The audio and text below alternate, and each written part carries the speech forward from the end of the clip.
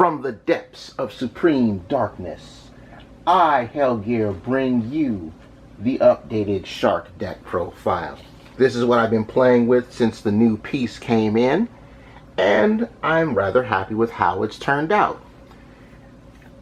And with Maze of the Master coming up soon, this deck is going to also be updated as more new Shark support is on the way. Leave your thoughts of my current build before the next Maze in the comment section below. But for now, it's time to count the cards. Hope y'all ready for this one, because this has definitely been a fun thing. And of course, got a shout out thanks to the Shark Brothers, Sir and Daddy Shark, for teaching us how to roll our action here. So we're going to begin with the triple fudge ripple of Surfacing Big Jaws and the triple fudge ripple of Buzzsaw Shark. Had to take the time to get those OTS super rare upgrades for our shiny Buzzsaw. Both of these sharks, if used as material for the Xyz summon of a Water Xyz monster, can be used for the materials of its rank from 3 to 5. Yep. So you can put both of these guys on a rank 3 Water Xyz monster, if you so choose to. Surfacing Big Jaws is essentially a rota for your fish shark monsters on summon. Also, if you activate a spell in the turn, you can special summon this from your hand. But in doing so, you lock yourself into Xyz monsters for the rest of the turn for your extra deck summons. Buzzsaw Shark can target another water monster you control, including itself, and then bring out a different level 4 fish from your deck in defense with its effects negated. And again, you're locked into Xyz extra deck summons. Next up, the Abyss Sharks. We have raised our Abyss Shark count to 3, but we've also lowered the Crystal Shark count to 1, rocking that secret rare Crystal Shark. Like the previous 2 sharks before it, these guys can also be used for Xyz monsters whose ranks range from 3 to 5, but the catch is they can only do that with number monsters. Crystal Shark can be special summoned once per turn from the hand or graveyard by targeting a water monster you control. After you target it and summon it, the targeted monster becomes halved in the attack characteristics.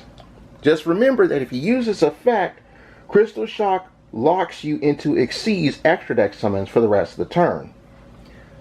Our Abyss Shark, on the other hand, as long as you control at least one water monster with all of your monsters, you can special summon it from your hand. It also allows you to add a fish monster whose levels from 3 to 5. Alright. In addition to making the number monster you overlay this on top of deal double battle damage for the turn. Keep in mind though, if you do use the effects of Abyss Shark, you're locked into water monsters. So keep this in mind. While Crystal Shark locks you into Xyz monsters, Abyss Shark locks you into water. So if you're playing the Crooked Cook combo from the previous deck profile, and you use Crystal Shark, you're locked into Xyz and you can still play that fire one. Or if you're playing the UDF package, Crystal Shark doesn't hurt you right there. Xyz Remora has also been reduced in its count. We only play one of this now. Detaching 2 Xyz materials off of Xyz monsters you control to special summon it and getting 2 back from the graveyard is always a good plus. We can also recycle this card too. Just remember, the monsters you bring back can only be used as water Xyz materials. Drake Shark is a 1 of. I've been testing this at 2, but 1 is just fine. It buffs a Shark Drake Xyz monster monster that it's used as material by detaching two materials and sucking up a spell or trap on the field. The good thing about this is that if it's added to your hand outside of drawing it, you can special summon it, and if it's used as a material for a Water Exceeds monster, it counts as two materials once per turn. The newest shark on the block is the Hydrojet Shark. Hydrojet Shark essentially replaces Silent Angler in this deck, so you're only going to play one of these. Some of my friends are testing two, but one is just fine. You can special summon it from your hand if you control an Exceeds monster, but if you do so, you can't special summon the Hydrojet Shark for the rest of the turn. It also has two one effects per turn. It has two wets, as I like to call them. Wet being spelled the Spanish way, O-E-T, one effect per turn. The wet effect that you use is Foolish Burial, either a shark fish monster or an Exceeds spell or trap card to your grave. One of the interesting things that you can pitch to the graveyard is Exceeds Revive Splash. This also has the wet activation, but the wet effect that you're going to use is banishing this card from the grave to rank up Exceeds Change one of your Exceeds monsters to a different one in your extra deck that is one rank higher, which is treated as an Exceeds summon, and you transfer the materials from it. Next up is the Armor Exceeds package. You guys are well versed in the reincarnation in Unveiling Mail also being treated as an Armor Exceeds card, but the Armor Shark is also treated as an Armor Exceeds card. As you know, the equip spell makes it so that its equipped monster can't die in battle, and can even equip to a monster at the end of the turn. Armor Shark is a little bit of a funny one. Thank you to the duelists who topped using one of these guys. The effect that you'll use of its two effects is its Graveyard Quick effect, where once per turn it can equip to one of your monsters, preferably your Exceeds ones, and giving it 500 extra attack points. This combos very well with Batman in the extra deck. Now I'm running Beautiful Princess, and I got to use that brand new 1-for-1. Yes, Tuna's back in the shark deck.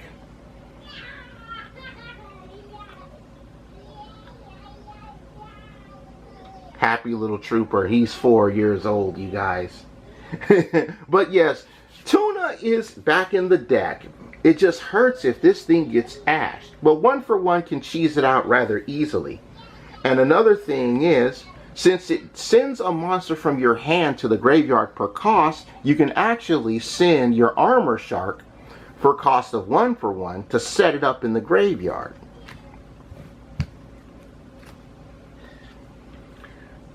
As per usual, I am still playing that Kaiju package of 2 Foolish Burial Goods, 2 Ice Barrier, the 1 Foolish, and of course Gamera. This is still a really good option, especially since everybody is expecting 7th Tachyon to be a super pricey card, and copies of 7th Ascension have gone up to $50 each. Good Lord, that's a lot of money. Woo! Just some budget 6-card options for those who want to play them. And lastly, of course, the Armageddon Knight of Fish Monsters, our good friend Lifeless Leaf Fish. Moving along, we've got the Fish Bowl to bring back our Triple Fudge Ripple Fish. We have our fish food for the extra deck, as you guys already know. Then we've got the Back Row Hate.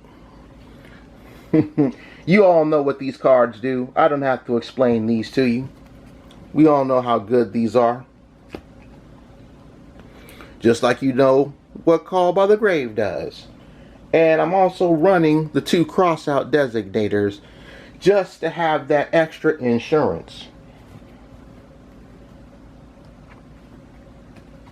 My hand traps of choice: 2 Effect Veiler alongside of 2 Ghost Belle in Haunted Mansion. If you want to play Ash Blossom instead of Ghost Belle, go right ahead. Just remember that Malice is working the graveyard. And if you have infinite imperms, you can use those in place of your Veilers as well. These hand traps also make very good cross-out targets alongside Dimensional Barrier. We are not getting hit with this in this deck, no sir. Goes in Match is still a good win condition combined with the Kraken in the extra deck. And lastly, to finish off the main, 1 Virtue Stream. This is Icarus Attack for water monsters, and a good card to tribute for it is that Lonely Ashed Beautiful Princess. Going into the extra deck, we have the Rare Fish, who's going to enjoy our fish food. Stealth Kraken himself, he's not the Kraken lacking, but he does get the job done, turning our opponent's field and monsters, as everything else, into water, and then can even blast a card, for preferably a monster, burning your opponent for half of its attack. This, alongside Goes in Match, will steal you games, and it still steals you games.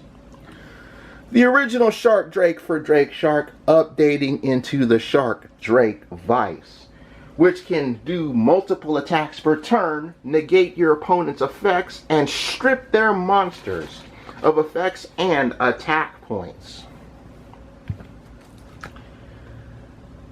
I rarely go into the U-Topic Draco UDF package, but one of each is still good enough. And UDF himself can get you more negates when you need them.